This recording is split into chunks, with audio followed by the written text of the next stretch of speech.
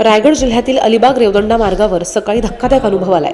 अलिबाग आगारातून निघालेली रेवदंडा बोरिवली बस क्रमांक MH20 BL3689 ही तांत्रिक बिघाडामुळे प्रवाशांना अचानक खाली उतरावं लागलं। यामुळे प्रवाशांना मानसिक त्रास सहन करावा लागला।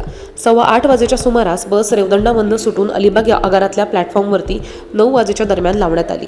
प्रवाशांनी बसमध्ये बसून प्रवासाची तयारी सुद्धा केलेली होती, पण 9:30 वाजता बस बोरिवलीकडे निघाल्यानंतर तांत्रिक बिघाड जाणवताच चालकानं प्रवाशांना खाली उतरवलं आणि ह्या दुर्लक्षामुळे प्रवाशांचा वेळ वाया गेला आणि सकाळचा प्रवास उशिरा झाला। चालकानं गाडी सुरू करण्यापूर्वी तपासणी का केली नाही, आम्हाला खूप त्रास सहन करावा लागलाय। प्रशासनाकडनं योग्य खबरदारी घ्यायला हवी अशी अपेक्षा आहे।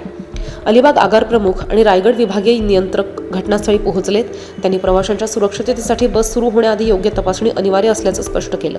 प्रशासनानं प्रशिक्षित चालक आणि तांत्रिक कर्मचाऱ्यांची व्यवस्था करून अशी समस्या टाळावी अशी शिफारस करण्यात आली आहे।